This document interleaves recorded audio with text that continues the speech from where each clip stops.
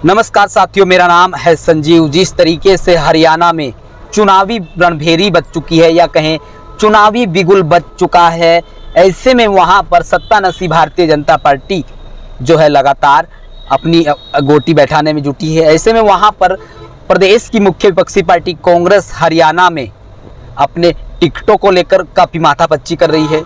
तमाम अपने प्रत्याशियों का चयन करने में पार्टी को बेहद महामंथन करना पड़ रहा है, क्योंकि हरियाणा में एक एक सीट पर अगर हम बात करें तो एक एक सीट से तकरीबन 12 आवेदन कांग्रेस हाईकमान तक पहुंचे हैं, जिसमें कांग्रेस हाईकमान को या कहें हरियाणा कांग्रेस को ये तय करने में काफ़ी मशक्क़त करनी पड़ेगी कि आखिरकार किस सीट पर कौन से प्रत्याशी का चयन किया जाए। ये कहीं ना कहीं एक बड़ी चुनौती पार्टी के आगे आन खड़ी हो गई है।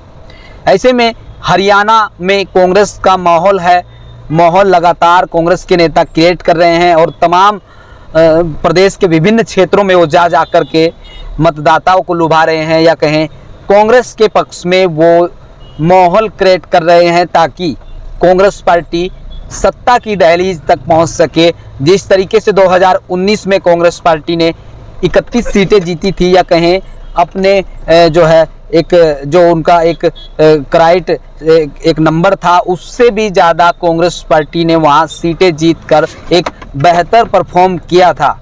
लिहाजा अब अगर मैं बात करूं वहां हरियाणा में इस बार जो है कांग्रेस कहीं ना कहीं जो है एक्टिव मोड में है और उसे दिखाई दे रहा है कि अगर पार्टी यहां इस बार दमदारी से चुनाव लड़ती है तो कहीं ना कहीं जो आने वाला समय है वो पार्टी के लिए सुनहरा हो सकता है या कहें कांग्रेस पार्टी वहां पूरे कॉन्फिडेंस के साथ चुनावी रण में उतर चुकी है और उसे अंदाज़ा है कि पार्टी यहां इस बार सरकार बना सकती है या कहीं सरकार में आ सकती है। तो यही वजह है कि कांग्रेस पार्टी लगातार इस चीज़ को लेकर माथापच्ची कर रही है कि आखिरकार वो अलग अलग विधानसभा क्षेत्रों में जिताऊ प्रत्याशियों का चयन करे ताकि ज़्यादा से ज़्यादा विधायक जीत कर आएँ और हरियाणा विधानसभा में वो अपना एक वर्चस्व या कहें अपनी सरकार बना सके। ऐसे में मैं कुछ सीटों की बात आप से करूंगा। जिस तरीके से हरियाणा की जगाधरी सीट पर बीजेपी का कब्जा है, पिछले 10 वर्षों से वहां पर कंवरपाल गुर्जर विधायक हैं एवं पहले टर्म में वो वहां से स्पीकर रहे, हरियाणा विधानसभा के स्पीकर रहे और फिर दूसरे टर्म में या कहें 2019 में जो है बीजेपी ने जेजेपी के साथ मिलकर सरकार बनाई थी, तो उसमें कंवरपाल गुर्जर को कई महत्वपूर्ण विभागों की जिम्मेदारी मिली थी या कहें प्रदेश सरकार में वो कैबिनेट मंत्री बने थे।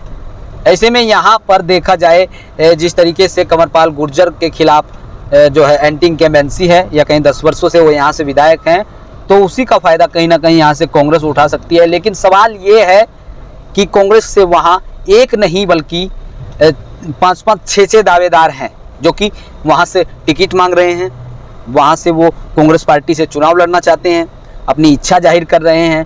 तो पार्टी के लिए जो बड़ी चुनौती है कहीं ना कहीं वो यही है कि वो यहाँ से किसी जिताऊ प्रत्याशी का चयन करे और किसी एक प्रत्याशी का चयन कर भी पार्टी तमाम नेताओं को वहाँ एकजुट कर सके। ये कहीं ना कहीं पार्टी के लिए एक बड़ा सवाल है। चलिए अगली सीट की बात कर लेता हूँ। अगली सीट सढौरा है, जहाँ पर सढौरा आपको बता दें अनुसूचित जाति के लिए आरक्षित सीट है। हरियाणा में कुल 17 विधानसभा सीटें आरक्षित हैं और उन्हीं में से एक सढौरा से रेणु बाला और वहाँ से विधायक हैं।